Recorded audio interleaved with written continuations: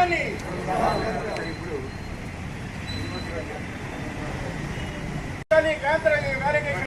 మిగిలిన కార్యకర్తలందరికీ కూడా వివిధ దూర ప్రాంతాల నుంచి వచ్చేటువంటి కనపవరం, ఆకిలేడు, మారపల్లి అనేక దూర ప్రాంతాల నుంచి వచ్చేటువంటి ప్రతి కార్యకర్తకి కూడా సంఘం తరఫున మన ఆంధ్రప్రదేశ్ రిటైర్డ్ ఎంప్లాయీస్ తరఫున ధన్యవాదాలు తెలియజేస్తాం. Thank you sir.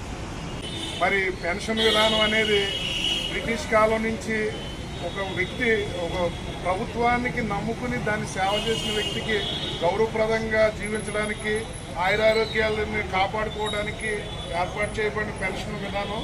మరి అది 2004 వరకు ఒక క్రమ విధానంలో అసంతృప్తి లేకుండా జరుపుకుంటూ వచ్చింది.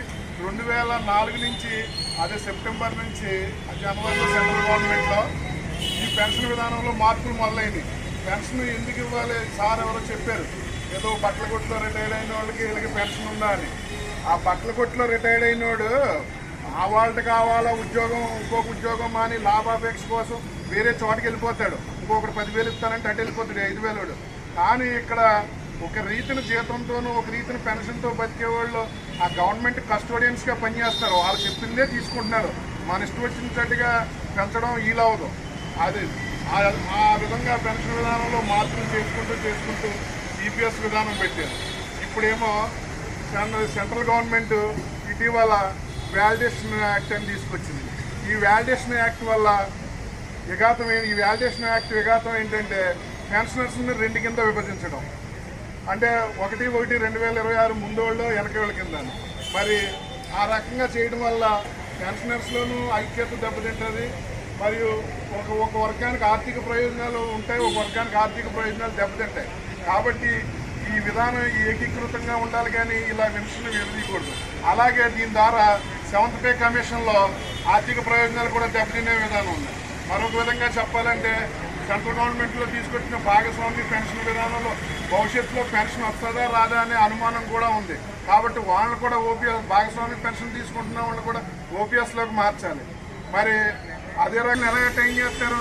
అలాగే పిఆర్సీ 2023 జూలై నాటికి వెయ్యాలి. ఈ వాటికి పిఆర్సీ మాట లేదు, ఊసు లేదు. మరి ఈ విధంగా ఏ విధమైన సామాజిక భద్రతా కార్యక్రమాలు చేపట్టడంలో ప్రభుత్వాలు విఫలం అవుతున్నాయి. మరి ఒక స్థిర ప్రాతిపదికన ఏర్పడిన ఉద్యోగులు, పెన్షనర్స్, పొలిటికల్ సిస్టమ్ అనేది టెంపరీ ప్రాతిపదికన ఏర్పడింది. మరి స్థిర ప్రాతిపదికన ఏర్పడ్డా. ఎందుకంటే స్థిర ప్రాతిపదిక అంటే చాలామంది పెద్దలు తెలిసే ఉంటుంది. ఉద్యోగి ఏదన్నా కారణాల వల్ల ఉద్యోగం పోతే పోవచ్చేమో, కానీ మామూలుగా అయితే 58, 60, 62 సంవత్సరాలు ఉంటాడు. అదే పొలిటికల్ కౌన్సిల్ ఇవాళ ఎలక్ట్ అయ్యి రేపు పడిపోవచ్చు. అలా ఇదివరకే సెంట్రల్ గవర్నమెంట్లో ఆ సంవత్సరం 6 నెలలకి, సంవత్సరం 3 నెలలకి పడిపోయిన గవర్నమెంట్లు ఎన్నో చూసాం. అంటే మనం ఎంత స్థిర ప్రాతిపదికండి ఎవరు లేకపోయినా ప్రభుత్వాన్ని నడపడం. అటువంటి ప్రభుత్వం మరి ఇలా నిర్లక్ష్యం చేస్తుంది. మరి ఇటువంటి విధానాలు ఉద్యోగులు, పెన్షనర్ల సామాజిక భద్రతకు విఘాతం కల్పించే ఏ విధమైన యాక్టులు చేయకూడదని ఈ ఉన్న యాక్టుల్ని సవరించి వారికి మెరుగైన సామాజిక భద్రత, సామాజిక న్యాయం చేయాలని కోరుకుంటూ నాకు ఈ అవకాశం ఇచ్చిన మీ అందరికీ మరొకసారి AP NGO west Godavari association తరఫున సంఘీభావం తెలియజేస్తున్నాను.